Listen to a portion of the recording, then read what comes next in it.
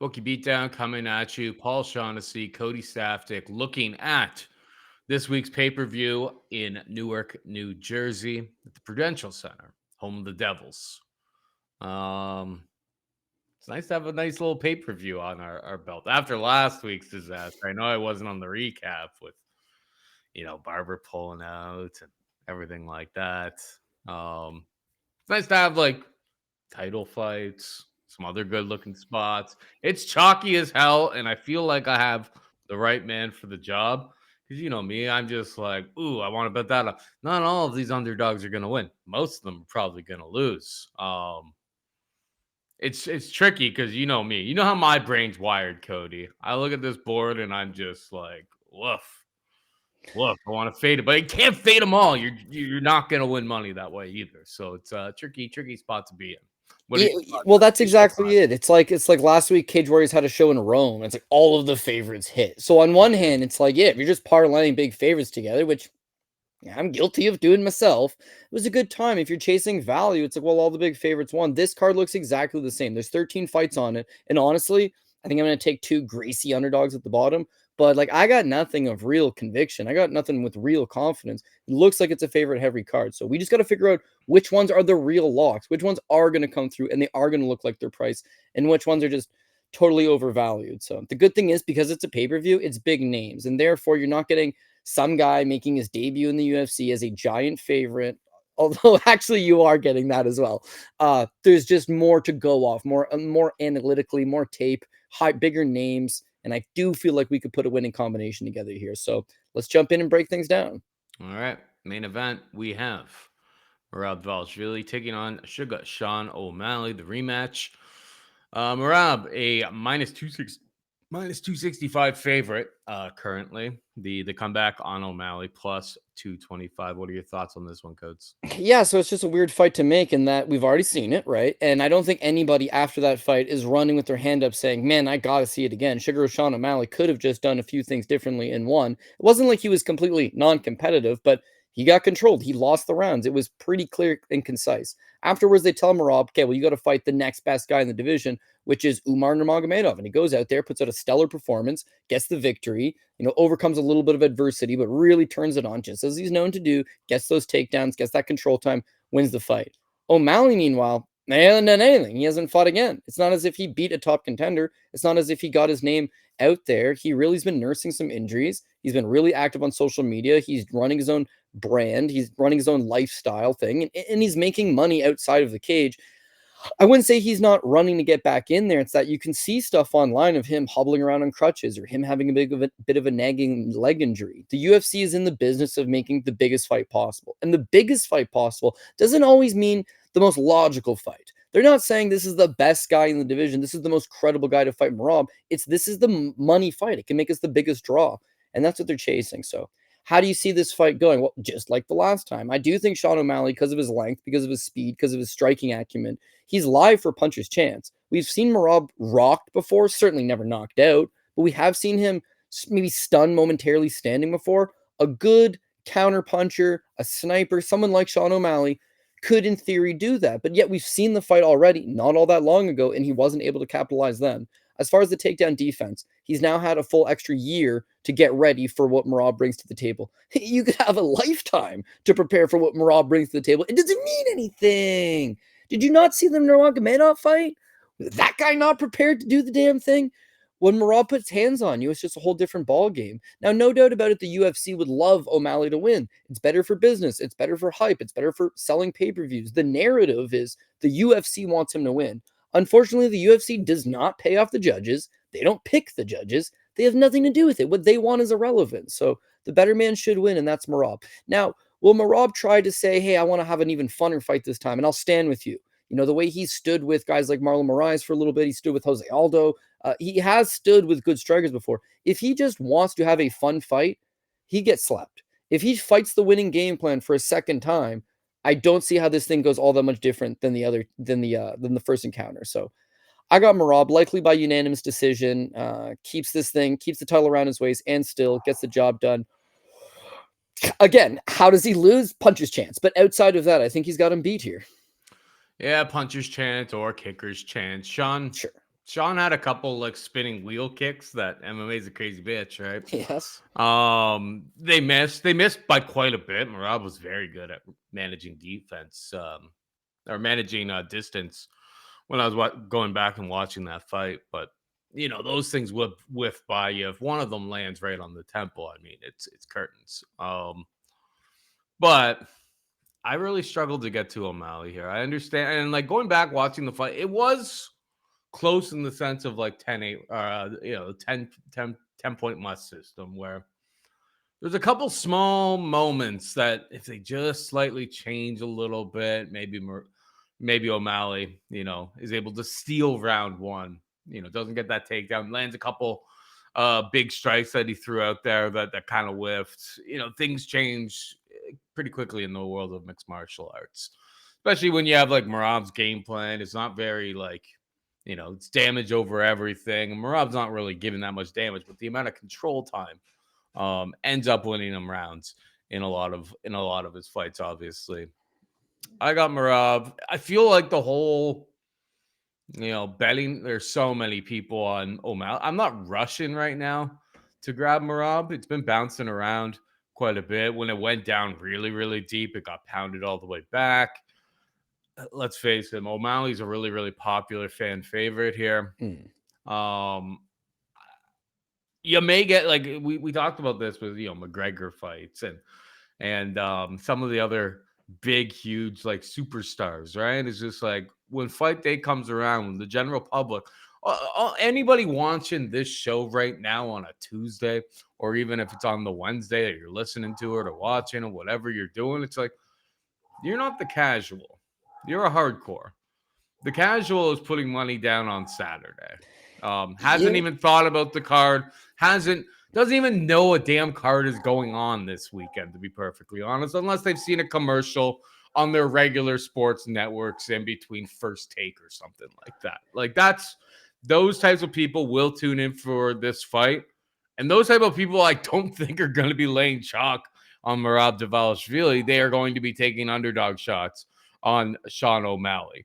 Dave Portnoy, he's probably gonna have $1 million bet or something ridiculous like that. You know how he rolls. You're not wrong about that, because you see it every like Sunday morning. It's like, this jerk off from Full Send loses 600K, and then the guy's like, oh no, and it's like, holy shit, dude, why'd you do that? But they do it fight day. We're going to the fights. I'm partying with my boys, dropping this stupid ass bet, and it would be Sean's not only a fan favorite, but he's the betting underdog. And yeah, you want to see violence, you want to see action. And let me just finish by saying that first fight, it was like you said the same thing, Paul. It was competitive.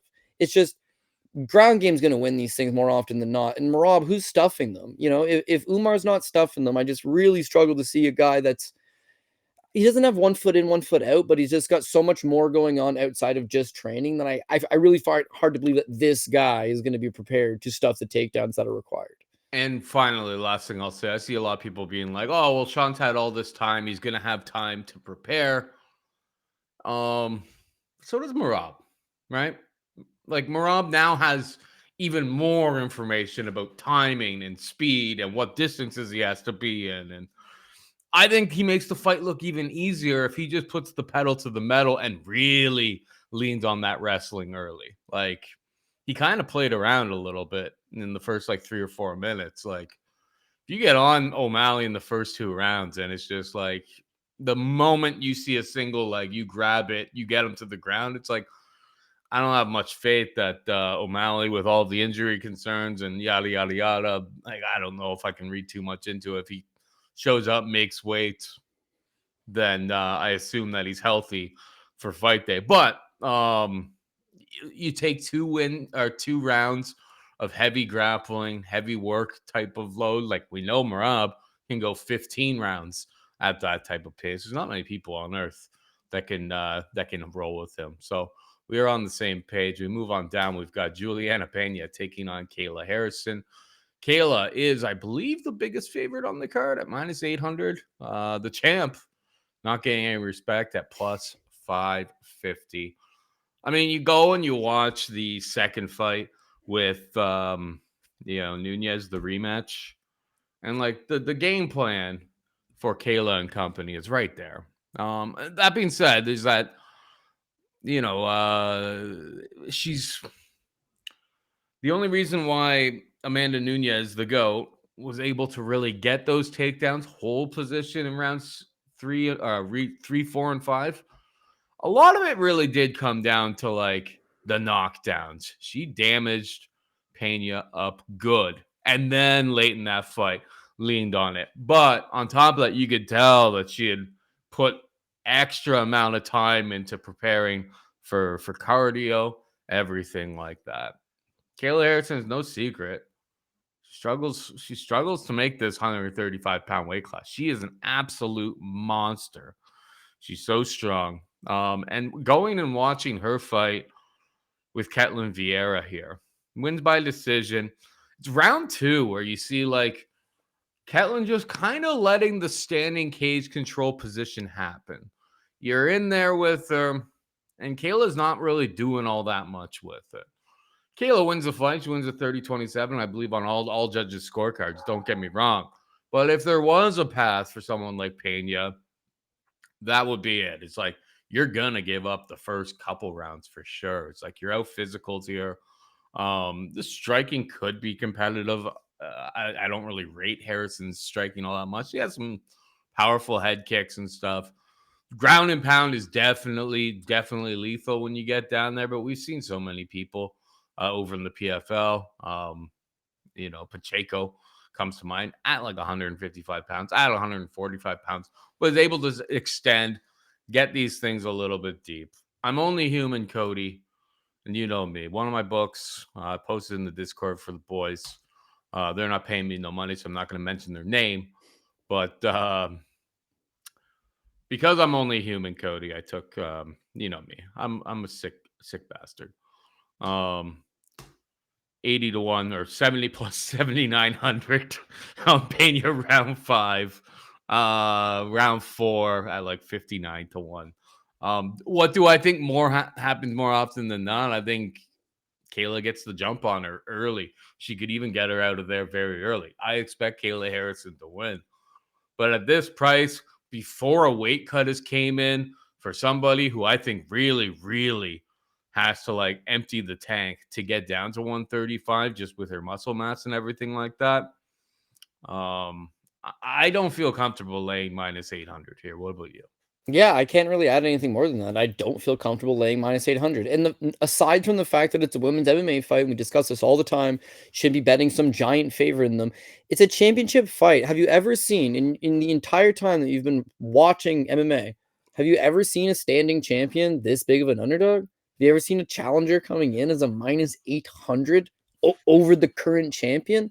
No, it's completely unheard of. And even though I don't rate Julianna Pena, she's 35 now. She's had both of her knees reconstructed. She's a crazy character. She does have a way to win. Like, she's just wily. She's got heart. She's got, I wouldn't even say cardio, but heart. So even if she does get tired, she'll continue to trudge forward. That first fight with Amanda Nunes, that's what won her the fight. Nunes got tired, and then Pena stayed in it. That second fight with Nunes, it's hard to watch. Like, she's getting battered. She gets knocked down 3 times. She's wobbled standing. She's getting absolutely dominated. I don't know why her coach didn't just throw in the towel. It is a beat down. Mm-hmm. It's like she does not quit at no point. She's busted up. She's bleeding. She's visibly damaged. And it's like she still wants to get at it.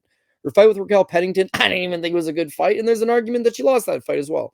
But, she's strong. She's rugged. She's big for the weight class. So when you look at Kayla Harrison, what does Kayla Harrison do well? Well, yeah, the takedowns, but you mentioned that Ketlen Vieira fight. And again, you talked about this. The second round, she goes 0 for 2 on takedowns with Ketlen. She can't take her down. So in the round that she can't take her down, standing cage time aside, which she gets 2 minutes of, the striking numbers are pretty similar. Pena's not that good of a striker, but again, she's wily and she throws decent volume. She puts pressure on. She's highly motivated for this fight. It seems like she's in good shape. She likely gives a good account of herself. You've seen her fight in 5-round fights. You've never seen Kayla Harrison in the UFC at the highest level have to go, yeah, all right, you saw it in PFL. But again, that was to Larissa Pacheco. And for the record, she lost that last fight to Larissa Pacheco because she got tired the longer the fight went. Paul touched on the weight cut. The weight cut is killer. This is a girl that was on record saying, I cannot make 135 prior to signing with the UFC. And then since then, it's like she's got a full team around her monitoring every calorie, everything that she intakes into her body. They got to keep it down to a direct science. But she's 34 years old. She's not getting any younger. These weight cuts aren't getting any easier. Maybe there's a possibility that she does slow down going into that 4th and 5th round. So, Paul's on it with his 4th and 5th round prop. I would mention, if you are paying you better, live better. She's a huge underdog right now, but she'll be a way bigger underdog after she drops the first round or two. Yep. And then she's live 3, 4, and 5 likely. So it's a better live betting opportunity. I'm just a little bit too much of a coward to pull the trigger myself. And the reason why I just can't do it is Pena's rocking a 23% takedown defense in the UFC. She got taken down. Raquel didn't shoot any of them. That's why it shows a 0. But Nunez got her 6 times on 7 attempts. The first time got her down once on 1 attempt. Sarah McMahon got her 3 times on 3 attempts. Nico Montano, who's a flyweight, took her down 3 times on 5 attempts. Like, she's not even trying to stuff these takedowns. She just accepts the position. So she's going to get drubbed, I think, the first 2 or 3 rounds. And then it is entirely possible that Kayla Harrison slows down and Pena comes back on. But for pre-fight flop, I just can't get behind her. I do say that the line's off. Completely admit I think the line's off. But I still feel like Kayla Harrison is the better fighter and wins more often than not. So for me, she remains the pick. Of course. By decision. I'll just take a better price than this minus 800 by taking her by decision. Harrison by decision plus 200. That's more. How do you turn an 8-1 favorite into a 2-1 underdog? Take her by decision. Pena is super tough. Paul mentioned the knockdowns against Amanda Nunes. Amanda Nunes is the GOAT who knocked out Cyborg at 145. The fact that you can get dropped that many times and keep getting up, your chin's good. Kayla Harrison's not knocking her out. Kayla Harrison's not submitting her, I don't think. So she's going to take her down and control her, similar to Ketlin Vieira, only for 5 rounds instead of 3. Don't empty the tank and just hang out. Just hang out. Get a UFC title around your waist. No one's going to care if it's they got O'Malley and Merab afterwards, so no one's going to care if this is a stinker. Just do the right thing, control the rounds, and win a decision. So that's my angle on this one. I can't hate on that. We got Pyfer taking on Kelvin Gastelum. Joe Pyfer minus 410 favor. Gastelum could be had for plus 310. Who you got in this one, buddy? Yeah, okay, so it was originally scheduled for Mexico, and then Joe Pyfer pooped himself all night. He ate some bad taquitos, and then he just totally thrashed the entire country and said he'd never go back again. So, to be honest with you, I was kind of feeling Gastelum because the fight was in Mexico City, which is at altitude, and Pyfer, I don't think he's got great cardio. Gastelum has fought in Mexico City twice before. He's got Mexican heritage. He's fought in the country overall a bunch of times. He's known for his cardio. He's fought in 5-round fights against the likes of Israel Adesanya. He's live. Plus, the other guy's pooping himself all night. Like, come on, this is a Gastelum play. But now that it's rebooked in New Jersey, which is pretty close to Pyfer's home state of Pennsylvania, he's probably not eating bad gas station taquitos, and he's probably not feeling all icky. And I think he just he's got a 4-inch height advantage, a sizable reach advantage. I just think he's a fast starter. And whereas Jack Hermansson's able to drag him out to later rounds and expose him in a 3-round fight where he's going to be apparently, at his best, the first 2 rounds are going to be real tough for Gastelum. Gastelum does have like a junior college wrestling background, but I don't rate it. I don't think he's taking down Pyfer consistently. And if he does, it's going to have to be like Julianna Pena. He's going to have to wait for Pyfer to tire out after the first 2 rounds. The difference is Pena's got a 3, 4, 5 to work with, which he can turn this thing around, whereas Gastelum's just going to run out of time. If he runs into a 0-2 slot, he's down 0-2, he's got the 3rd round to beat Pyfer. Is he going to knock him out? Is he going to submit him? Although this is the fight game and everything's possible, it's all on the table, I struggle to think that he's going to get that finish. So he needs to keep this 1-1 with Pyfer going into the 3rd, and I'm not sure he does it. Pyfer's got a nice jab. He fights long. He's young in terms of he doesn't get a ton of fights, but the longer he spends training at the highest level with some money coming in, taking these high-profile bouts, he's going to continue to improve. And I think that Pyfer probably just fights a tall man game. They've got a full cage to work with because it's in Newark. It's a pay-per-view. It's not in the Apex. He's going to have a lot of space. And Gastelum's kind of one-dimensional, He's 1-3 over his last 4. He himself is getting a little bit older. He doesn't have any real X factor he brings to the game. Tough and durable at altitude. You can make it work. A little bit older, 1-3 in your last 4 fights, bit of a downslide. Now back at sea level, taking on a guy that's kind of from nearby area. I don't know. You have less of a chance. So whereas I originally thought Gastelum had a good chance to go out there and give a good account of himself and score the victory, I'm reeling that back, and I'm just going to flat out take a Pyfer here. Pyfer pick here. Yeah, 5-inch reach advantage. What do you think of like overs in this fight? Kelvin's so hard to finish. Kelvin's tough enough to take it, but Joe Has a bit of a throws. submission game, and that's how you Yeah. finish Kelvin sometimes, right? Like, This one could get greasier than some of the other ones I think will go to decision. Is that Pyfer certainly throws heavy early and he's got a submission game. And then if he throws and he doesn't take Kelvin out, if he gets drowned in the round 3, then maybe Kelvin makes it work. But in either scenario, I think I got the fight hitting an over 2.5 and a by decision. But the Pyfer straight up money line, likely the safest option. yeah. Yeah, Pyfer by decision, like plus 155.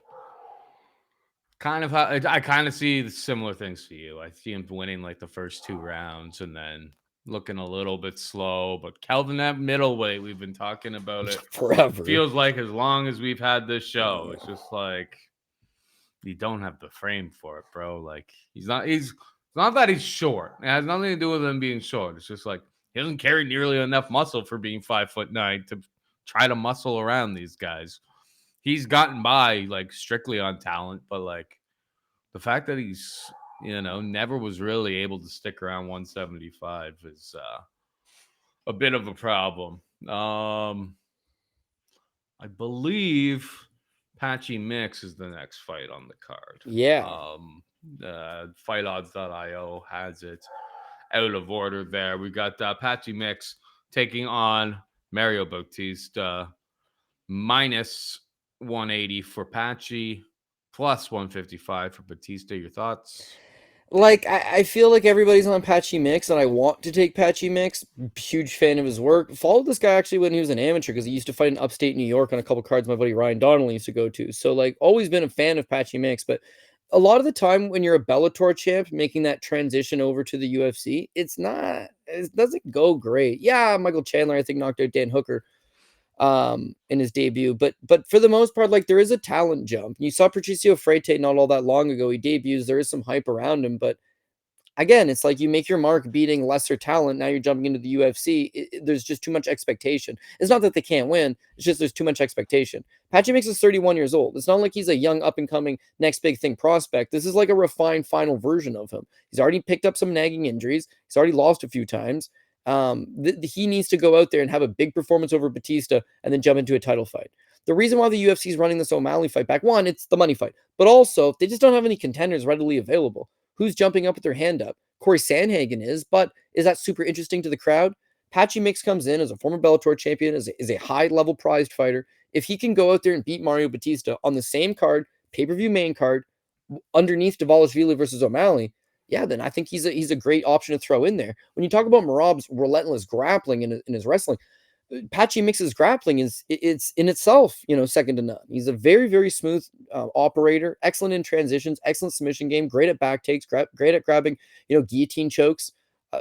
I don't think Merab lost that fight to Ricky Simon. I think it was bullshit. But then bottom line is Ricky caught him in a guillotine choke, and if there was more time on the clock, who knows how that could have gone. So Patchy Mix is live to present him problems. No doubt about it. A win over here versus Bautista would do him a lot. Here's where I struggled to get to. There's this run where he's just easily smashing people, but like Kyoji Horiguchi, he's a flyweight. James Gallagher is no good. Albert Morales is a UFC washout. Magomedov the first time, he catches him in the second, but I mean, he looked okay, just okay in the first. Beats Rafion Stotts, nice win. Sergio Pettis is a flyweight. Then they run back the Magomed fight, Magomedov. And he doesn't look good in this fight. Again, he's a bit of a front runner in it. The starts off, he's good. He's able to get these takedowns and get his grappling going. But the longer it goes, he's struggling to maintain top control. He's struggling to get the fight to the ground. His striking, although good, he's an athletic guy. He's just, his footwork's not all that good. He doesn't really move his head. His jab is lazy at time, and guys just get reads on it. Magomedov had fought him once before. So now the second time he fights him, he had that info downloaded, and he gave a way better of account of himself. Split decision win. I had a bunch of money on Patchy. Whoa! It was a greaser. It was an absolute greaser. Did he win the fight? Yeah, maybe, sure. But it was a really, really close fight. And for the record, he was minus 375 favorite over the guy. That is effectively a year ago. He's not fought in a year. He had a canceled fight versus Leandro Higo. But Leandro Higo couldn't cut it in the UFC. Leandro Higo can't even cut it in the PFL. So to go from fighting that level to now jumping into the UFC, it's going to be a tough task. This is a 50-50 fight. As far as the style goes, Yes, he's a better grappler than Mario Bautista, but is he going to consistently take down Bautista? Bautista's out of the MMA lab, trains with guys like Sean O'Malley. You know that they're all getting ready, but guys want to take them down and grapple them. He's a high level guy, former training partner with Alexander Pantoja, the UFC champion.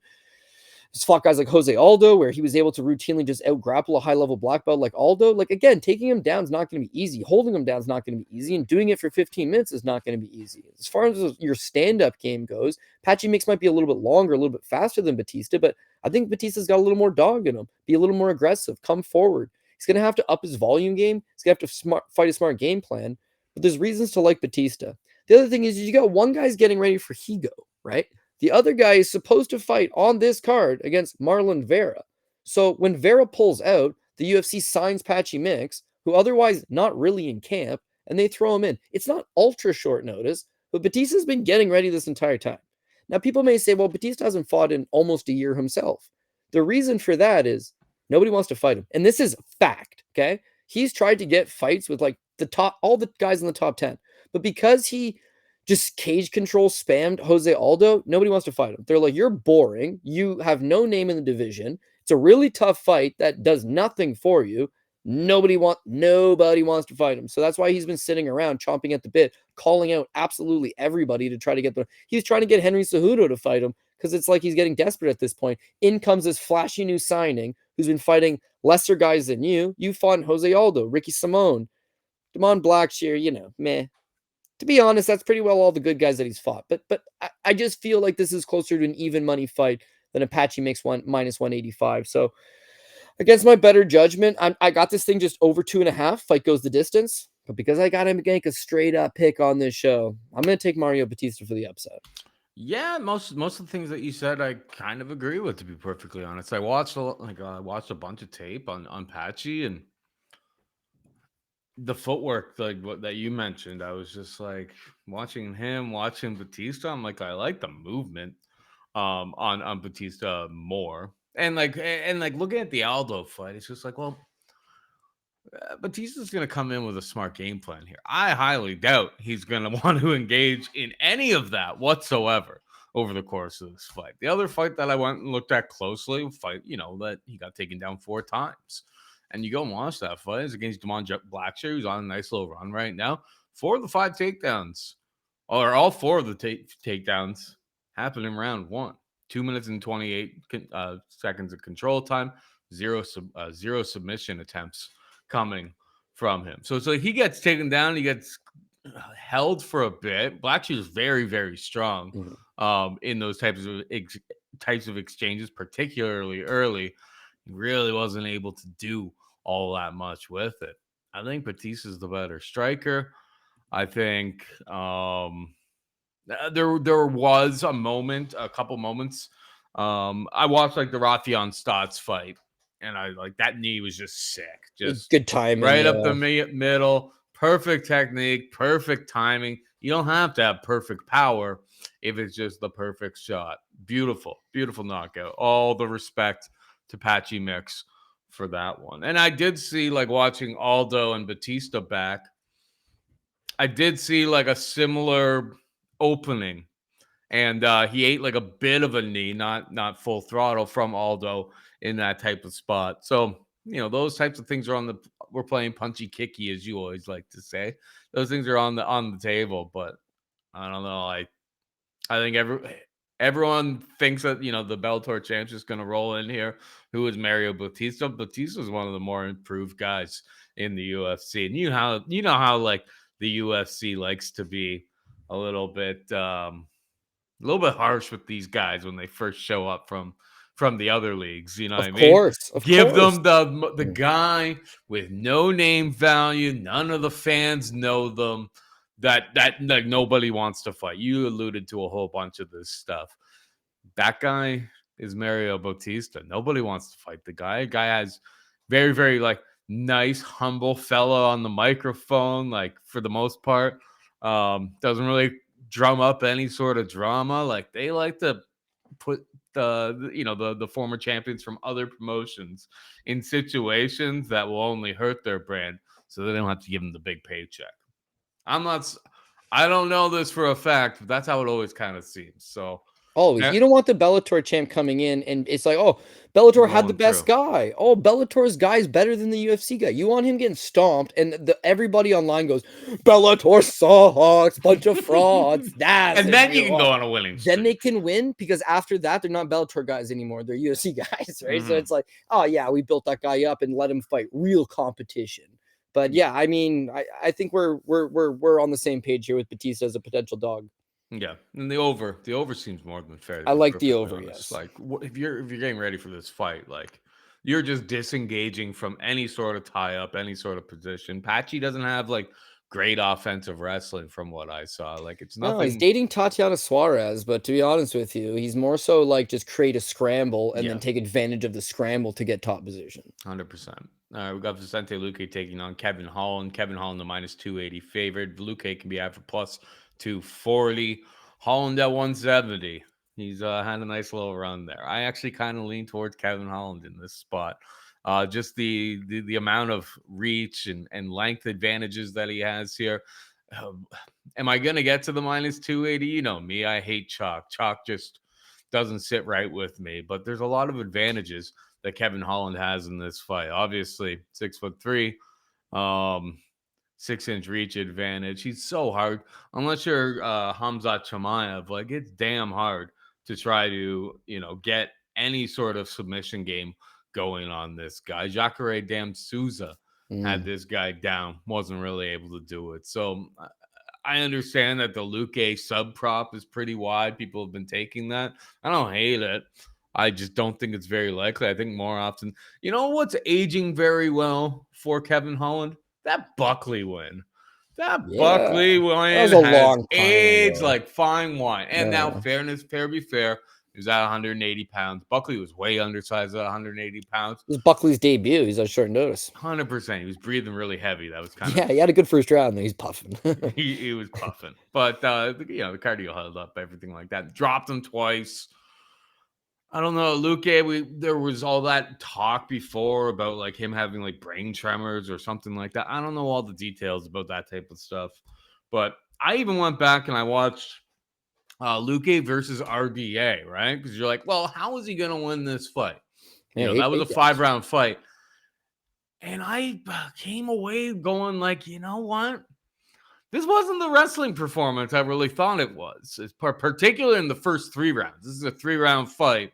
A lot of the best stuff I feel like in like control time and everything like that.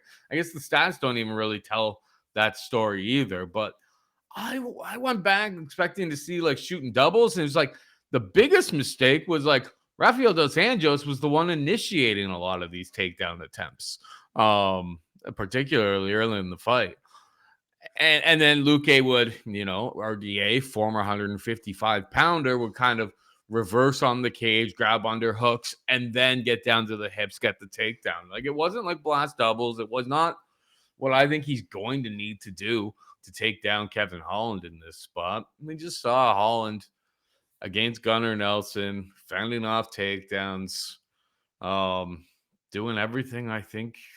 Uh, and this, yeah, Luque's definitely got much better striking than Gunnar Nelson in the year of our Lord 2025. Don't get me wrong in that respect, but he presents a lot of problems for him. So surprised as I am, I still think the value is on Kevin Holland at almost minus 300. Cody, woof.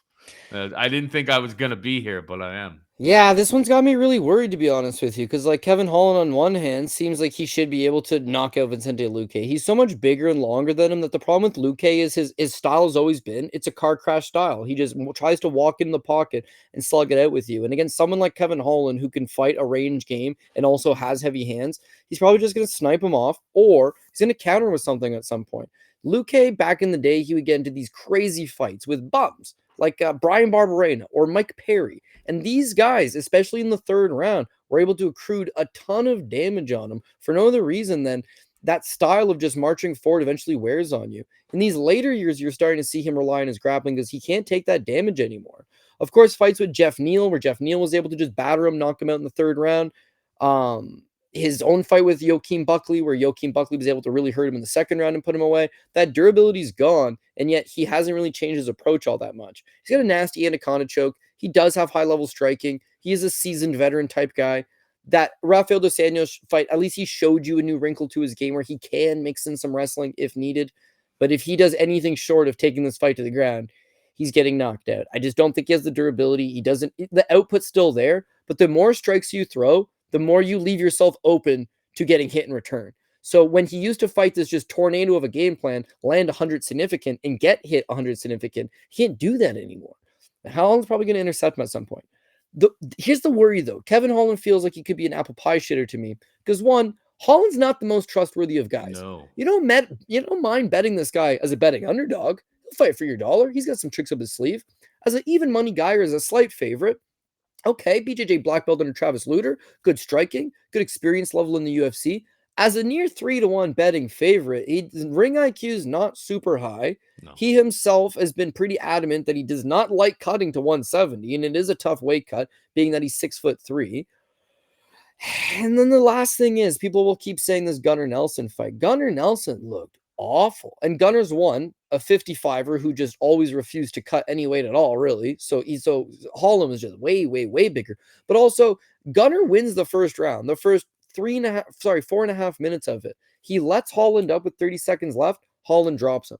The second round, he just bobbles around the whole time and refuses to engage him. The third round, he takes Holland down again, racks up control time, just doesn't land anything. Holland's takedown defense has always been problematic. Mm-hmm. You got guys like Marvin Vettori taking him down 8 times, and Marvin Vettori can't wrestle. Now, that's at 170, sure.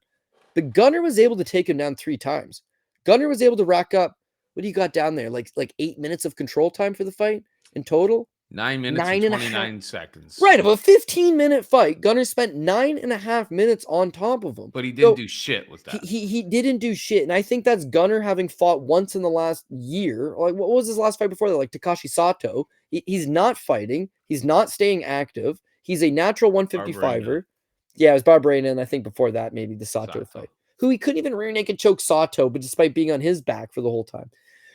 Point being is that I think it's easy to say, oh, Kevin Holland looked real good against Gunnar Nelson, and that's a quality victory. Kevin Holland looked awful against Gunnar Nelson, who just happened to look even worse than him, and it's not a quality victory. If Luque can beat, Luque is a better striker than Gunnar Nelson. We can all agree about that. So if he can do better in those striking exchanges, also mix in a few key takedowns here or there, and hold up some top position, land a little more than Gunnar did. Cardio holds up better than Gunnar's did, because Luque's never really had a cardio problem. He's got a striking defense problem, but his cardio is always checked up. He poses a lot of problems to a guy like Kevin Holland. So although Kevin Holland should be the pick, I'm really, really feeling that if I parlay Kevin Holland at this number, it would just be a bad move, a bad decision. And then on terms of taking a Luque shot as a PRP pick or something of that nature, I'm interested, but I still do want to see weigh-ins. I still want to check out a few pre-fight interviews and such, see what kind of shape and what kind of headspace both guys are in. But I feel like Luque could be kryptonic to a guy like Kevin Holland, who I would bet him if he was the underdog. But as a 3-1 betting favorite, there is some red flags that I'd like to see addressed. Moving on down, we got Josh Van, minus 700, taking on Bruno Silva. Where are you at with this one, Cody? This fight was a few years ago. This would be like a no-brainer, Bruno Silva. And I say that because flyweights minus 700, you're crazy, man. Who would possibly do that? And with Josh Van, it's like you have seen, he's got this real classic Burma style. He's from Myanmar. He'll fight 10 times a year. He constantly fighting. And because he's young, his body's still fresh. He can take the damage, but you do see guys that just take way too many punches, eventually get clipped with something that they normally used to walk right through, and now it's getting them hurt. That fight where he had with Charles Johnson is by no stretch a power puncher. He's a good volume guy. He's athletic. He's scrappy. He's got a good get-up game despite getting taken down lots, but he's not exactly a one-hitter quitter, pure power puncher guy. For him to intercept Josh Van like that with a beautiful uppercut and knock him out really shows something. It shows that you can see this guy mostly telegraphing what he's going to do next. He's hyper aggressive. He comes forward. But a lot of the times he's throwing out stuff that's just lazy and just throwing out a ton of it. So good counterpunchers will be able to take advantage of him. Guys with good power will be able to take advantage of him. I do feel like he's waiting to get clunked with something and either knocked out again or hit, gone to the ground, a club and sup type situation. And Bruno Silva's got really good power for the division, and he's got really good overhand rights. And the thing with Josh Van is because he plods out this lazy ass jab a lot of the time, he is absolutely prone to get caught over the top or underneath. Johnson went underneath. Bruno's going to come over the top. So Bruno a few years ago, I think he catches him. He's got a lot of power for the division. He's a wily flyweight. He's a longtime training partner of guys like Henry Cejudo over in Arizona. I think he's back in Brazil, but all the same, BJJ black belt, seasoned enough guy. I think he could spring the upset. The problem is in his last 2 fights that I've seen him in the UFC since he's come back, he's getting wrecked by Durden. Made me look good because he ended up winning, but let's not fool ourselves. He's getting wrecked prior to the comeback, man. Woof. And then his last fight against Manel Kopp, he gets caught in the 3rd round. He looks so much slower. Like flyweight's such an unforgiving. Really good though. Kopp's like Josh Van on steroids at this point. That would be my concern. He's got big power, and he's able to take Bruno out. But flyweight is a young man's division, and Bruno, the time off, the injuries, those last 2 fights against Durden and Kopp, he just seems like he's a step slower than he used to be. He's open to getting hit. He's not wearing the damage as well. His offensive wrestling isn't as good. His scrambling ability isn't as quick and explosive. It almost just feels like the division passed him by and he aged out. So this is a great opportunity for him to go put his name back on the map in a huge way by beating a young kid who's a hot prospect. But the reality of the situation is that young kid who's a hot prospect is probably just going to walk him down, land the bigger shots, land more of them, stuff the takedowns if need be, and win this fight. I think Bruno's still a live dog. I think stylistically he matches up well. I just feel like on a personal note, he's lost a step, and that step's very much going to still be required to beat Josh Van. So I can't get behind it. I got Van, but at minus 700, I have to take a prop, and I got an under on this, and I'm not an under better. So I got literally, there's no great angle for attacking this. Van ends up on parlays, but don't be surprised that a minus 700 guy gets passed over for guys that are 2-1 favorites or even less, because I feel like Van is probably a, 3rd line at best type of guy, despite a huge price tag. See, where you see in those last 2 fights, Durden got out to a bad start in that fight. He'd been off for a while too. He'd been off for like 14 months. Probably coming off of one of his better performances, which was against Tyson Nam, Victor Merck. Like we're talking pretty low JP buys. He was fighting some of the lower level guys in the division. Don't get me wrong. I thought he beat your fight was always damn close for him. So it's like, yeah, maybe the time has passed him by a little bit. You know what I saw with him, and when I'm gonna back a plus 450 underdog, maybe it even grows more. I see a dog. I see a guy who's got that hashtag dog in him. Round 3 against Kopp. He is down 2 rounds. He is battered. He is bruised. And he is coming out slinging because he knows that he's not going to win the fight any other way. It's not like on the road to the UFC, F.O. Vega, who cost me so much money. It's not like that where it's just like, we're going to grapple, we're going to hold, and we're going to, give ourselves no path to victory here. Ryan dos Santos on this past weekend's card. So didn't really just, you know what? I'm either going to get finished right now or I'm going to finish them because there is no other way to win this fight. I respected the fact watching that fight back that I'm like, he has no chance in this fight. Kopp is too fast, picking him apart at range. But round 3, man, he went down swinging. I respect that. When you're plus 450, I know the stats aren't even really going to say it, but it's just like, he came out like he had one mission in his mind. And when you're backing somebody who's that big of a dog, that's all you really need to see. Do I think Josh win? If this goes to the decision, I think Josh Van triples him up on significant strikes. I don't think it's particularly competitive. But you watch that Charles Johnson fight back and you go, what if we get into a situation, we get into a situation where Bruno's down 2 rounds because he's down, 2.5, 3 times significant strikes, and Bruno's coming, frothing at the mouth, trying to get a finish, I could see history repeat itself. Or Bruno's just been a heavy hitter at 125 pounds many of times that maybe he gets it done. Dogger pass for me. I haven't bet Bruno, but I plan to. Moving on down the card, we have Azamat Murzakanov taking on Brendson. Brendson Ribeiro. Murzakanov is a minus 500 favorite. Ribeiro can be had for plus 375.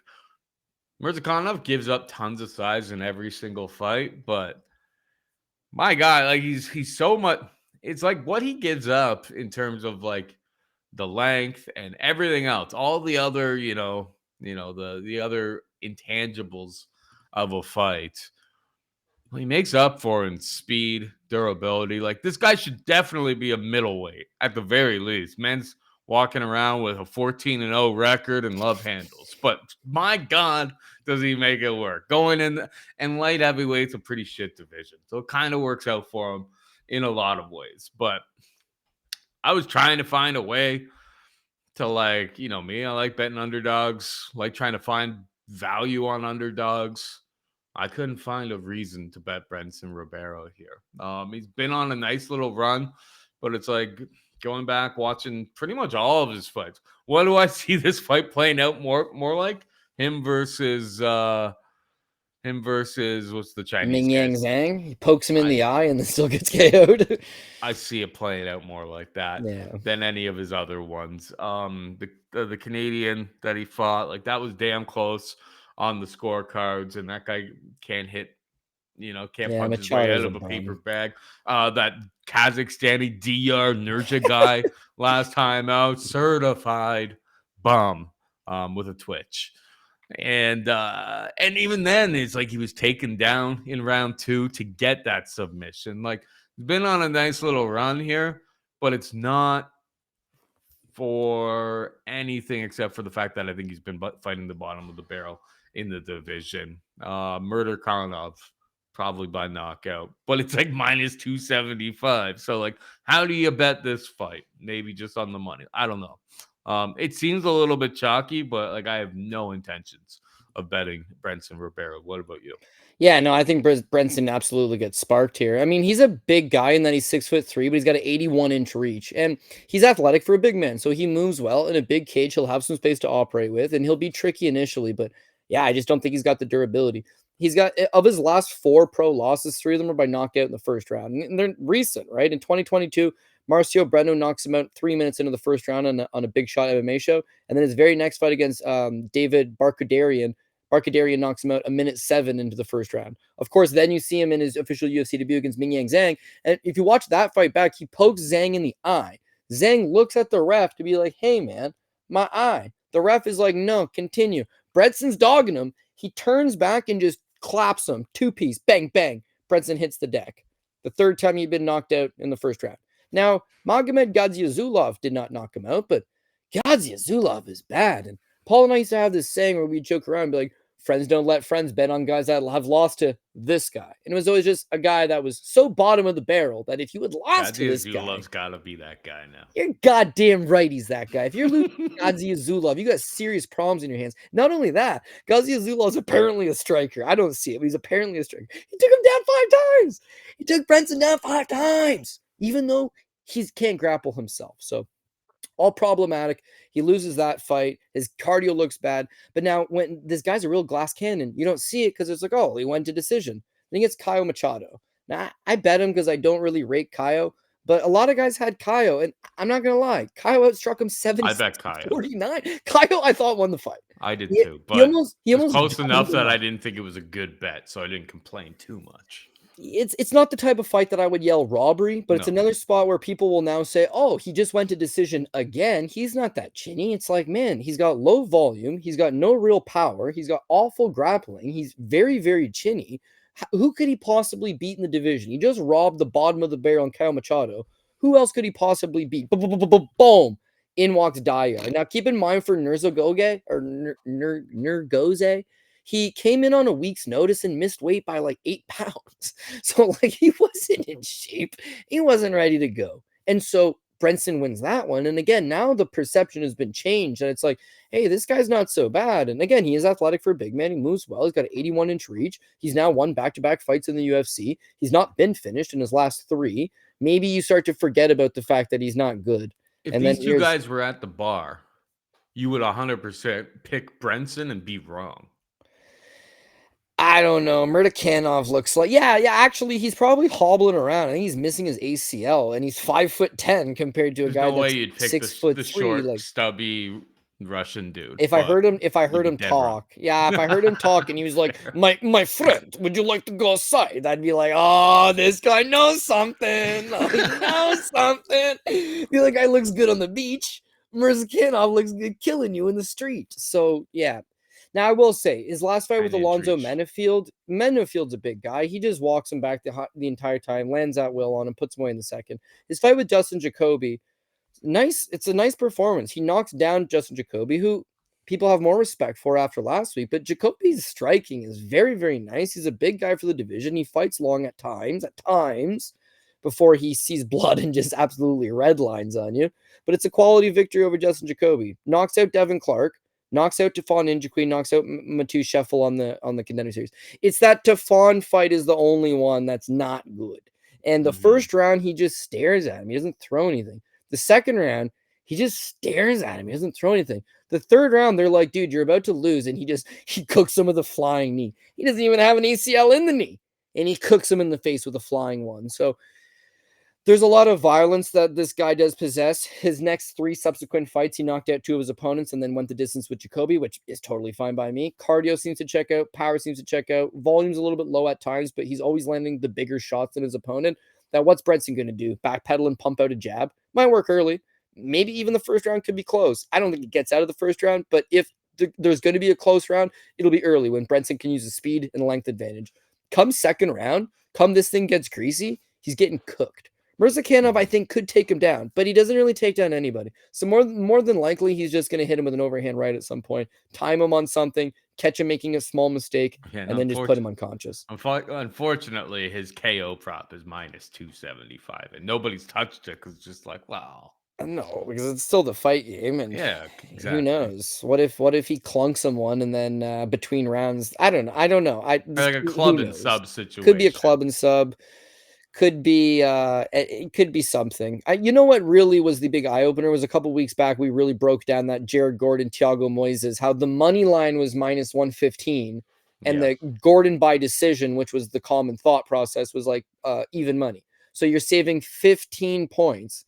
Well, why would you do that? Because this is the fight game. And even though Jared Gordon doesn't really knock guys out, and Thiago Moises doesn't really get knocked out, he like effortlessly through like a hot knife through butter cut through the guy. Because again, anything can happen at any time.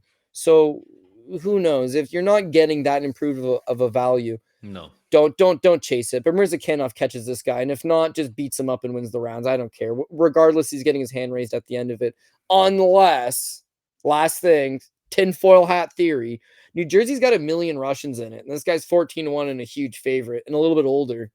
If he takes a dive, I don't know what to tell you. But if he doesn't take a dive, we're winning this thing all day long. So let's hope that he keeps it on the clean and straight and narrow. I'll monitor line movement on the fight, and Murzakanov moves to 15-0. There's 17 fights on the ACA card this week. If they want to fix something, there's more than enough going on in the homeland this week, brother. But no, ACA usually pretty good. They're actually really good. It's all if you want ACA picks. They call it straight up. Link is in the description. I got through like 6 of the 17 fights already. So far, haven't done anything too crazy yet, but you never know.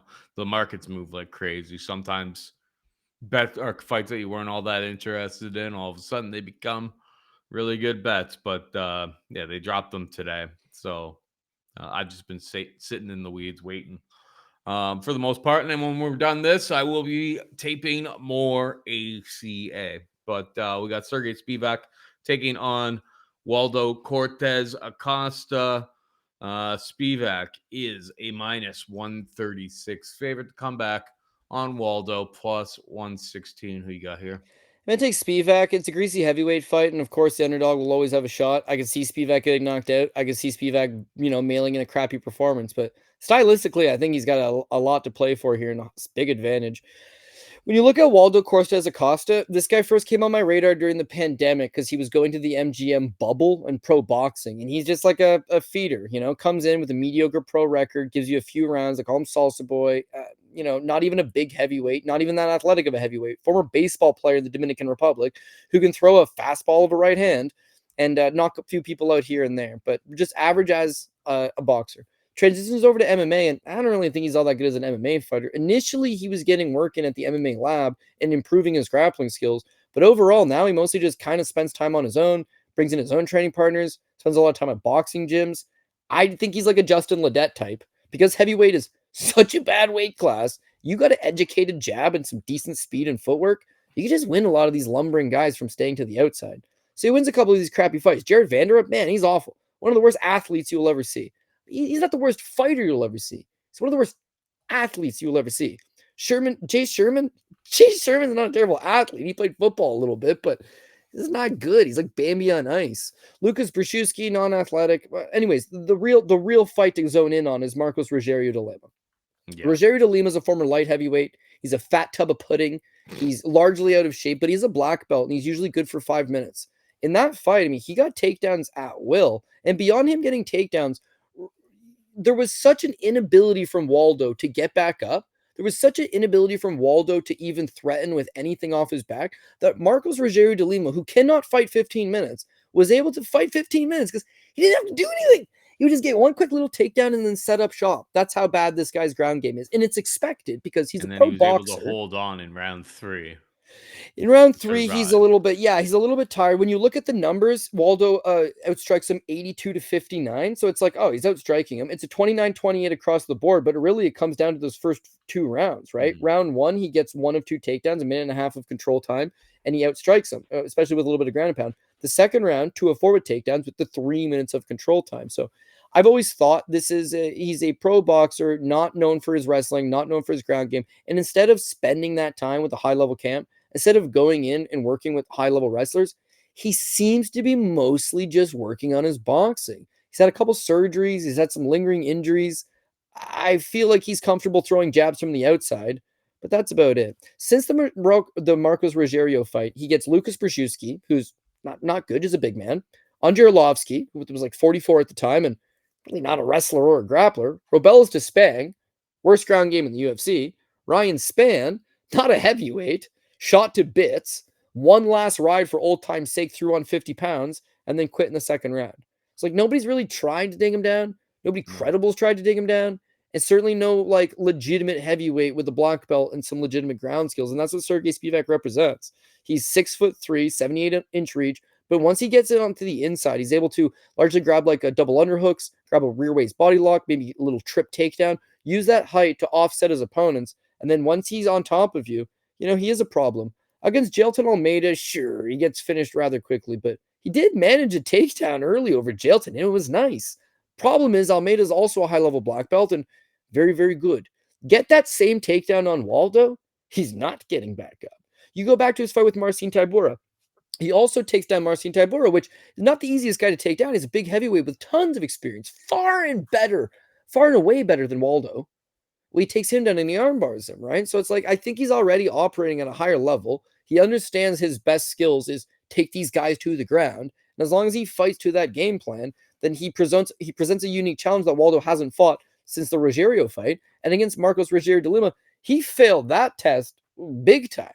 So a couple years later, fighting a few strikers, not the greatest performances per se. Are you ready to take on a grappler? I'm not necessarily sure, but I would guess no. And so for that reason, I'll take Serghei Spivac to eventually get him on the ground. And I'd love to say submission, but my heart wants to tell Serghei, screw the submission. Just take the position, dog. Take him down, get him in a half guard, lightly ground and pound him, hold him down. Don't exert yourself. You are a big guy. He's a big guy. The more that you try to pass, the more that you try to get to mount, the more that you try to get the submission. If it works, great. If it doesn't, Spivac will get tired. And if Spivac gets tired, similar to Waldo versus Delima in the third round, as Paul alluded to. In the third round, it's going to get greasy because you're a heavyweight, right? So just fight the smart game plan, ground him. If the submission presents itself, great. If not, use some ground and pound, win these rounds, win this fight. Serghei Spivac for the win.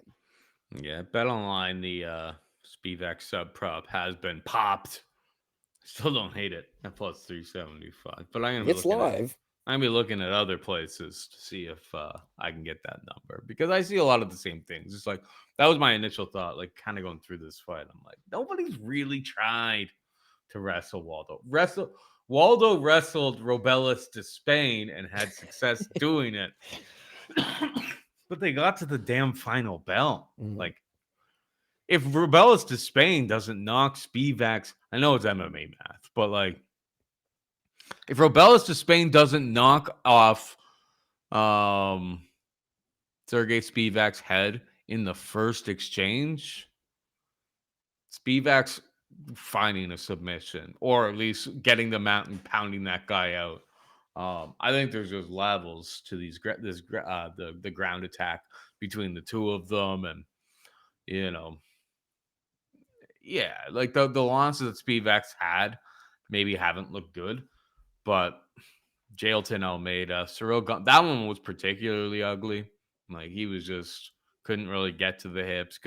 He didn't really try to wrestle. Maybe somebody was in their ear backstage.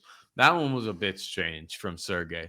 But and then Tom Aspinall absolutely flatlined him. It's Yeah, like, they're okay. all champions or former champions. It's in good company.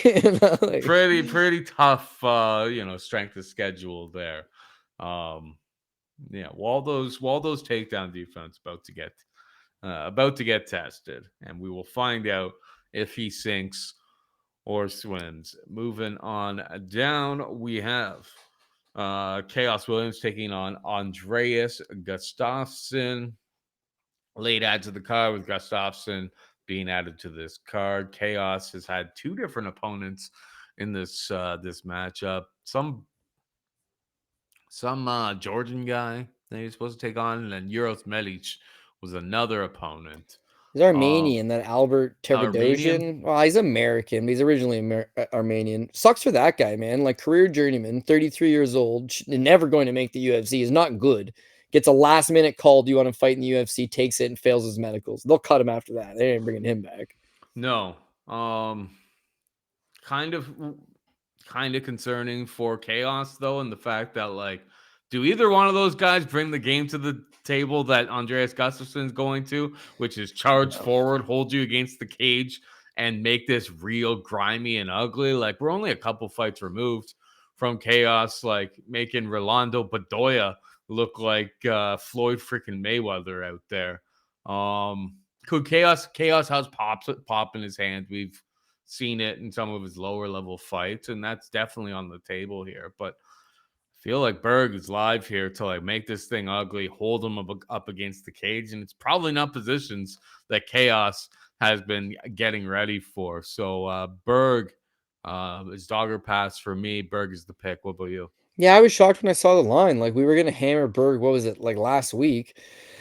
And it felt like a pretty feel good spot.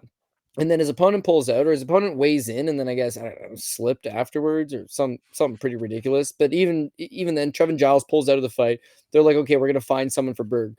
Williams, meanwhile, like you say, he's supposed to fight Euros Medic. Medic is a striker, originally from Serbia, but Alaskan, right? Striker. He gets replaced by Albert Tavanesian, who's just not good at all anywhere, right? From there, they're like, hey, you want to fight Gustafsson? Well, Gustafsson's had a full camp. He was supposed to fight last week. Those other guys, or Albert would have been short notice, right? This is not your average, this guy's short notice. You're a 2-1 favorite over him. This guy was supposed to fight last week and has had a full camp. So I don't necessarily agree. The other thing with Khaos Williams is that he's very much a striker. He's got fast hands. He's got some solid speed. He's got a 77-inch reach on him. So for the weight class, it's like he's got a real nice reach on him. And if you want to stand and throw down with him, it's like, yeah, he's an opportunistic striker. But I've always felt like, even though it's hard to hold him down, I feel like his takedown defense is definitely a problem. His fight with Michel Pereira, close fight, but Pereira took him down twice on 2 attempts, and that kind of helped him win those rounds and seal it. His last fight against Gabriel Bonfim took him down 4 times on 5 attempts. So again, it's like in the UFC, he's only rocking a 60% takedown accuracy. Now that's problematic for 2 reasons. One, Gustafsson's former Greco-Roman champion out of Sweden. He's very physically strong in the clinch. He's going to be testing that 60% takedown defense and trying to take you down. But if he cannot take you down, he's one of the few guys that he don't give a shit. He's just going to hold you up against the cage and batter you. And that's where I think Khaos Williams is going to have trouble. He largely seems to get out-muscled in the clinch. And versus a guy that's just going to spam cage control and just constantly go to work with, damage to the bodies, damage to the knees, he's going to wear you down. Paul mentioned the Bedoya fight, whereas Bedoya is a young kid from Peru on short notice as a big underdog, and he outworks him. But you've seen him get outworked in other fights, and I do feel like that is on the table to coming back up. Again, Bomb Fiend taking him down the last time, snagging up that Darce choke in the second round, really making him just frustrated. You could see that every time he would get taken down, there was like a sigh, just like, oh man, we're back here. It's a frustration. He wants to stand in the center and throw down. He wants the crowd to erupt. He wants to get a $50,000 knockout of the night bonus and have everybody go home happy. But when you're taking on a guy like Gustafsson that's unwilling to allow you to operate under those circumstances, it's extremely frustrating, and that's what's going to happen to him. He's going to get frustrated. He's going to make mistakes. He's going to start to lose focus. He's going to get held up against the cage. He's going to get outworked. So I'd be worried that Gustafsson's cardio might not hold up because he's short notice, but he's not short notice. He was supposed to fight last week. Yes, making weight back-to-back is not ideal, but it seemed to have a good weight cut the last time, and when you watch him fight, he is a bit of a cardio machine. It's punchy, kicky. I can see him getting knocked out. I could see Khaos Williams, making something happen. It's the line. The 2-1 Khaos Williams, no thanks. If this thing would have opened 2-1 Gustafsson, I think I could have understood that. Yeah. But he's his UFC debut, and Khaos Williams has had a dozen fights in the UFC at this point and has fought in better guys, so it makes sense why Williams is the favorite. But I think it should just be split down the even. Both guys got merit, both guys got benefits. It's an even money fight because they're not lining it like that. I got to take that dog money, so I got Gustafsson as well. We got Wang Kong taking on Ariane da Silva, Ariane Lipski. Wang is a minus 500 favorite. The comeback on Lipski plus 375. Your thoughts? I mean, everybody Wang Kong tonight. Here's the problem. It's minus 500 for women's MMA, so you should definitely just take a whole lot of pass on that one. And it's a completely unique fight to the one that we talked about earlier with Kayla Harrison, where you expect a lot of grappling to take place. This one's a lot more volatile because it's a minus 500 women's MMA fight that largely could take place between two strikers. Now, Wang Kong wins this fight more often than not if she uses her grappling. But let's keep in mind, she's not really a grappler. This is a girl that has a very credited kickboxing experience. Has taken on world champions over in kickboxing, Sanda, Wushu. In terms of MMA, it's still a work in progress. And even though she's very physically strong and she has good throws from the clinch, I don't know. I don't necessarily think that she's a ground specialist per se. She wants to be standing in the striking realm. You saw that Gabriel Fernandez fight where she ends up getting head kicked, rocked by the head kick, dropped, gets caught in the rear naked choke. It's an unfortunate end of the fight, but it was her getting rocked from the head kick. Her next fight against Bruno Prasil, all of a sudden, she doesn't really want to stand all that much, and instead she's relying on some grappling. This is a fighter that's still trying to figure out that transition, that in-between. Ariane Lipski, meanwhile, we know that Lipski can't grapple. That's the kryptonite in her game. But the girls that have tried to stand with her have not had a good time. Her last fight against Jasmine Jasudavicius, she's winning all of the striking exchanges and outlanding Jasmine 42-36, but the takedowns and eventually the Darce choke ends up being her undoing. She can't wrestle. She cannot wrestle. Submission skills. But the girls that can take her down, Casey O'Neill, solid fighter. Melissa Gatto, solid fighter. JJ Aldrich, not a bad fighter. The girls that weren't able to take her down and were forced to stand with her, they called Lipski the elbow queen for a reason. She's got a lot of Muay Thai experience. Even in the pro ranks. Say it again. Let's not leave the goat cab out of this conversation. Yeah, well, Cachoeira throws absolute heavies, and in that instance, Cachoeira completely decimated her. The other girls, Karine Silva and Jasmine Jasudavicius, relied on their grappling, and I suppose Wang Kong can kind of do a bit of both. Maybe she can just catch Lipski, maybe she can just take down Lipski. I think she probably wins the fight. But at minus 500, what could go wrong?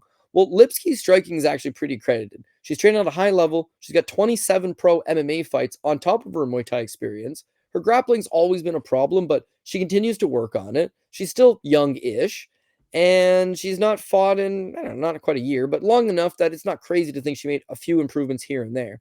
Wang Kong, meanwhile, striking is supposed to be better than Lipski's, but I can't definitively say that. Her grappling should also be better than Lipski's, but she's not really a grappler. So in comparison to Jasmine Jasudavicius and Karine Silva. This should, in theory, be a much easier test, at least in the grappling department, against Wang Kong than it's been in your last previous 2 fights. So the UFC should give her an easier comeback fight. Instead, they want her to earn her keep, and they're giving her a tough fight against Wang Kong. She's a 5-1 betting underdog. But I do think that there's some merit to her game, and I do think that she could keep this thing competitive and possibly spring the upset. But the physicality and the strength from Wang Kong likely makes it the clear pick. I understand why she's the favorite, and even though I don't agree with it being this wide, I do agree she probably wins the fight. So I think I got Wang Kong, but it's another spot where you got a minus 500 favorite. We should just be parlaying these things left, right, and center. It's like, yeah, not really. It's women's MMA. It's probably going to be somewhat tightly contested, and the optics look good. Wang Kong's defeated credible UFC champions back in her kickboxing career. She's got some hype. She's got a high profile, whereas Lipsky's lost 2 in a row. No one's really thinking about her anymore. She's a babe. I'm sure the UFC could benefit from her getting a win, but it's got to be the right victory, and maybe this is the one. Watch for weigh-ins. Watch to see what happens there. I want to pull the trigger on Lipsky. Just don't think I got the cojones. So Wang Kong ends up being the pick for me. Yeah, it's screams CF dot model to me here. Haven't pulled the trigger, considering it, waiting on kind of like parlay steam and that type of stuff. Because the only way it seems to be moving, it seems to be down for the most part this week. I think there's a little bit of buyback on Lipsky. Yeah, touch plus 450 for a second, then there was some buyback. Yeah, I think that on the feet could be kind of competitive. And watching that Gabriela Fernandez fight, it's just like you can have all the skills in the world and be the best kickboxer and stuff. These gloves are smaller, man, and that can mitigate a lot of skill gap. Is just power being landed in the right place with these small gloves. You can't cover, you can't shell as much. And then on top of that, it's like if Kong or Wang Kong does want to go to the mat with Lipsky, I mean, we've seen Lipsky throw up some, like, she's got absolutely dominated by two of the rising stars at 125 pounds right now on the ground. The last 2 fights. Jasmine's just taking everybody down and kind of bullying them every single fight. Karine Silva, she was subbing everybody else outside of Lipsky by taking that path. I watched a quick little interview with Ariane De Silva, and she's like, I think she's maybe going to try to take me down, and like we're ready for that too. So, bring that to the table. I don't know if I've seen it in Wang Kong game to like go and hang out in that guard safely for 15 minutes. If it's on the feet, I think Wang Kong wins more often than not, but I will not be touching Wang Kong. We will not be Wang Konging tonight. What's the song? We will not Wang Kong tonight over at the Paul Shag Residence's CF dot model in play there. It's pass at the moment right now, but when I get to Saturday, the finger starts getting a little bit itchy, Cody. Oh no, itchy palm Paul. I'll probably pull the trigger. We're gonna be together. Probably maybe watching the fights. I don't know what you're up to. We're gonna be together on Friday and then Saturday afternoon at the very least. Over at Mayo's live show. Yeah. My boy Pat Mayer kind of screwed me. He got me a hotel for the Friday night, which will be a night of debauchery. But then I need a hotel for the Saturday night more so because it's a UFC pay-per-view on. What am I gonna do? Yeah, no, we'll make it work, Paul. Or maybe it's like a king size bed. I'll stay out of your way. If it has to come down to that, I'm going to PRP this card, and I'm going to open my very own hotel, Paul Shaughnessy. So that's the spirit, brother. That is the spirit right there. All right, we got Jusang Yu taking on Jeka Serghei. Yu is a minus 450 favorite, minus 450 at the time of this recording. Serghei can be had for plus 350. Let's face it, Serghei's a goof. You're just saying that because you're done with all Indonesian fighters from now on. Well, yeah. Unless it's Kai Zhang. No, yeah, he was Singaporean. He's Singaporean. Sim Kai Zhang. Chinese parents. That guy was all right. I trust that guy. Denny Danfa, all of those So on bad. road to the that read One Pride MMA. If you ever have the time to watch some hilarious mismatches, that and like the Northern Iowa Fight League or something like that. These things should not happen. But either way, this fight is happening. Outside of like a meme KO, which Serghei hits hard, I suppose. Like I think Jing's I know that like Serghei's like a bit of a popular dog here, but like the man went out there against Weston Wilson and just got submission. I hit that like plus 11 Weston Wilson by sub prop on this one. This man can't grapple. He's really only got one path to victory. Anshul Jubli looked like the second coming of Khabib Nurmagomedov against this guy. I think the newcomer Ju Sang Soo has generally has him covered everywhere. Watching his tape, saw a precise, slick striker, great timing and speed. Everyone else tries to take him down, but his grappling seemed pretty solid as well. Do we like laying minus 450 on guys making their debut? No, not usually, but like I feel like the UFC brass sees a good-looking Korean kid here, and they're like, "Here's what we got: the worst guy on the UFC roster. That is Jeka Saragih. It's meme KO or bust for Saragih. I think Jisang Su Yu is better than him. Literally at everything in mixed martial arts. Like I was looking for a reason to fade this guy, newcomer, everything like that. I just couldn't get to it. You for me. What about you? Yeah, Yu's a bit of an interesting one. So he's a Korean zombie trained fighter out of Korea. And whereas I do think that he should probably just be on road to the UFC, he's 31 years old, so it's kind of time for him to get things going right away. And that's what they're doing for him. And they've done him the great benefit where they're like, we should just put you on road to the UFC, but instead we're gonna allow you to fight in the UFC versus a guy who should also be on road to the UFC and Jeka Sirigi. They've given him that level of opponent. When you look at you saying it moves forward. He's got excellent offense. Like he's an offensive dynamo, can throw in combinations, decent power. As Paul mentioned, a slick offensive striker. Defensively, he doesn't really move his head all that much, so I think he is prone to getting hit in return. But because he's putting on so much pressure on you and hitting you with good volume, good speed, good shots to the body, mixes in some leg kicks here and there, I feel like his opponents just really haven't been able to hit that kill shot on him. His ground game, I also feel like it's open to being exploited. He doesn't really seem to transitionally grapple all that well. When his fights do hit the ground, he ends up on top. He just throws up a little bit of mild ground and pound, but he's not really looking to pass. He doesn't look overly comfortable. For a 31-year-old, I think his ground game could be exploitable. I think his defensive striking could be exploitable, but none of those things are going to be exploited by Jeka Serghei. Paul mentioned it, meme KO. Yes, that's on the table. Serghei chucks leather. He will throw heavies. He'll throw something stupid like a spinning back fist. It could land. And if it lands, could do some damage. But Yu's never been knocked out. He's, has a good chin on him. I think he's prone to getting hit, but not necessarily prone to getting knocked out. So he should just walk right through Jeka Serghei, hurt him, tire him out, take him out in those later rounds. I think Yu wins this fight. That's it. That's it. That's all you had to say on that one. I wasn't sure if you're gonna continue saying anything about it, but I think we said all that we really need to. We got Quill and Salkid taking on Ashmood's. Salkid is a minus 450 favorite. Come back on Ashmood's plus 350. Your thoughts? Yeah, I got Quillen Salkid. I like him. I do. I mean, he's a young prospect.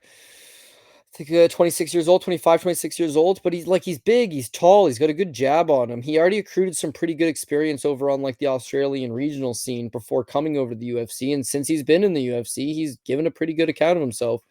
We discussed that he had a couple wins on the regionals over this Dom Marfan, right? And then Dom Marfan ended up coming on road to UFC and really is not all that bad. BJJ brown belt, strong physically, good enough wrestler. In Ate both my lunch. instances, yeah, so did I. We're not faulting anybody, but that guy ended up being pretty good. And when you watched him fight Quinlan in the first round, especially of both fights, he gives Quinlan a tough time. He's able to secure takedowns and do well. Quinlan is long, he's athletic, he's got a good get-up game, and this kid's a real problem. He beats Dom Marfan both times. Then he gets on the Contender Series where he takes Gage Young. The Gage Young fight, it's interesting because he shows off a completely new, offensive wrestling game, taking down Gage Young 9 times. His jab looked good in that fight, but he didn't look comfortable moving off his back foot. And so he would allow Gage Young to enter the pocket, kind of rush at him, and then he would just time the takedowns over and over again. I think he's got high ring IQ. I think he's got some usefulness to him. He's not banged up. He's not taking a ton of damage. Something the UFC could work with. Of course, he gets Ansham Jubilee, and there's really no takeaway. He intercepts somebody, knocks him out in 19 seconds. What could you possibly take away from that? Other than he's got some power. He does have that grappling. He can spend a fight taking you down 9 times and controlling you, or he could spend a fight in 19 seconds and just blast you with an elbow over the top, or catch you with a clean right hand, or catch you at range. It's a building blocks of a good fighter. I think that eventually Quinlan will break in as a French top 15 guy. I don't necessarily think he breaks into the top 10 or ever challenges for a world title, but he's an exciting prospect that I really don't mind. Ash Moon's, meanwhile, he's a little bit all over the place. Traditionally, he's a grappler, and where he's got some decent body kicks, he moves laterally okay.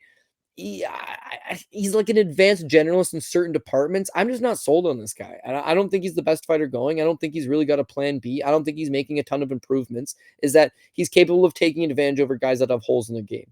A win over Sam Patterson, I rate it because Sam Patterson's actually good, but he catches him right early, minute 15 in. And similar to Ansar It's like a Jubilee, follow-up shot. The interesting thing about that knockout too, when I was watching it, is that it wasn't the initial shot that landed. It was like as Patterson was like kind of like stumbling, that he clubbed him with like the follow-up like left yeah, hook it that was a nasty actually shot. killed him. Yeah, it was a pretty nasty shot, and like I lost money on Patterson, and I rate Patterson. Patterson's big, he's tall, he's got nasty Mhm. jiu-jitsu, he's got a solid jab on him, but he can't really take a punch. And so in that regard, yeah, he was able to just beat him to the shot, take him out. His fight with Chris Duncan, no shame in that, but Duncan took him down twice, was largely able to outcontrol him. Against a strong physical guy with some okay durability, that's where he's going to struggle. Against guys that he can exploit a huge hole in their game or finish them really quickly, he can thrive against that level. And so his last fight against Trevor Peak, Peak's got him dead to rights on the feet. He doesn't want to stand from Peak. He's running away from him. The thing is, Trevor can't wrestle. And so he just keeps spamming these takedowns and getting them. 9 of Peak's getting 18. up over and over again, and Ashwin's keeps taking him down over and over again. I wouldn't say it was a great performance. It did show that he has enough ring IQ to fight to a guy's giant weakness. Against Quinlan, where's that giant weakness? If you stand with him, you're going to get hit. You're going to stay on the outside of these punches. He's going to touch you up with the right hand. It will hurt him. If he decides that he needs to get this fight to the ground, Ashmoos may be able to go out there and fish a couple takedowns. But again, I think holding down Quinlan's going to be very tough. Competitively taking him down 9, 10 times in a fight is going to be very taxing. And when eventually he does get back up and he gets to range, he's going to land a few shots. It's going to look good to the judges. They're going to edge it for him. So I feel like Quinlan wins this fight. It's a little bit wide for my liking, but another one of these not wide enough to change my perspective and my opinion on it. And so I think Quinlan gets the job done one way or another, picks up a victory. Yeah, that 6-inch reach advantage should come in very handy for Quill and Salkilt in this. He's 3 inches taller, but obviously has very long range for that. Cardio looks good for him in pretty much all of those fights too. He gets better with as the fight kind of wears on. As long as the chin holds up, I'm with you. Salkilt is the pick for me as well. And finally, we've got Markel Medeiros taking on Mark Chowinski. Medeiros minus 210 favorite. Chowinski could be out for plus 180. I taped Chowinski a little bit when we were breaking down Anthony Pettis fighting championship. I faded him and lost horribly quickly. It was not great, but a lot of the things that I feel about him, it's like Medeiros is in a weird spot, right? Medeiros was too sick last week to fight on the card, but is flying across from Vegas over to Jersey to take this fight. He was in a camp, maybe there's food poisoning. I don't know exactly what happened with Markel Medeiros, but his takedown defense is a little bit questionable. Ramirez was actually landing some hands. This he landed a couple strikes, and I was just like, oh, and then he got taken down and stopped. But it's this John Simon fight that he actually kind of like Chowinski loses like some wrestling exchanges against this guy who's like 7-6. regional level type of fighter.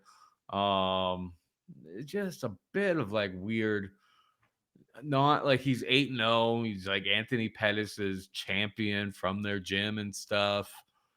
It's interesting that he's on this, and not, like, it's because he's like a little bit older, I believe. Like he's not, I think he's like in his mid 30s already. So maybe that's why. Like, Choinsky? oh, he's not that old. 39. Okay. Either way, I don't know. I don't see some sort of like high end prospect here. I watched his fights on the regional scene. I know he was like a collegiate wrestler, but he was like Division 2 or Division 3. Three. Yeah.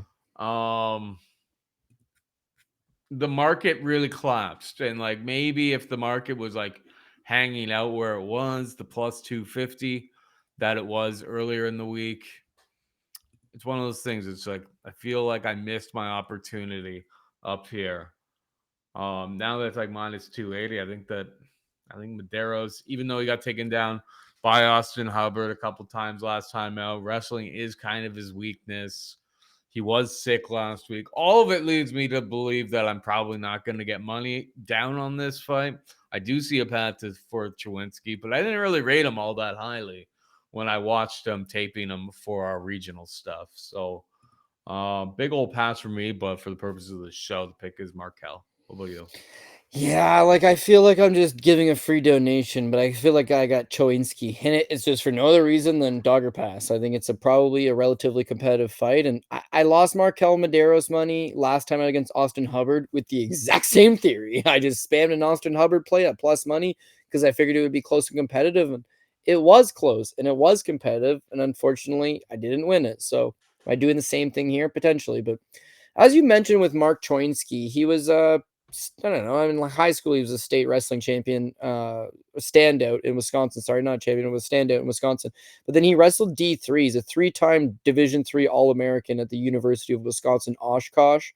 Did pretty good by that standard. And then in MMA, that is his base. It's his foundation. He's the Anthony Pettis FC champ. He does have a notable win over John Simone, who's Ricky Simone's cousin. But outside of that, I mean, nothing super notable. Paul mentioned you watch tape on him; it's not super impressive, but he does have that wrestling base. He's training out of Anthony Pettis' gym, Rufus Sport, with Duke Rufus, Sergio, and the gym's known for producing a lot of these high-level, good grappler guys, good wrestlers. Guys like Rafion Stotts have come from the gym as well. I feel like he's probably got something he can mix in. When I look at Markel Medeiros, he's still young in his own career. He's a factory X Muay Thai guy. He predominantly wants to strike. If you want to strike with him, he's not super high volume. He's not super high power, but he's efficient and he's technically sound enough that I think that he's an okay little fighter. When I look at that last fight with Austin Hubbard, though, Hubbard can't take him down in the first round. He goes 0 for 3. The second round, Medeiros starts to slow a little bit. Hubbard takes him down. He spends 4 minutes on top of him, controlling him.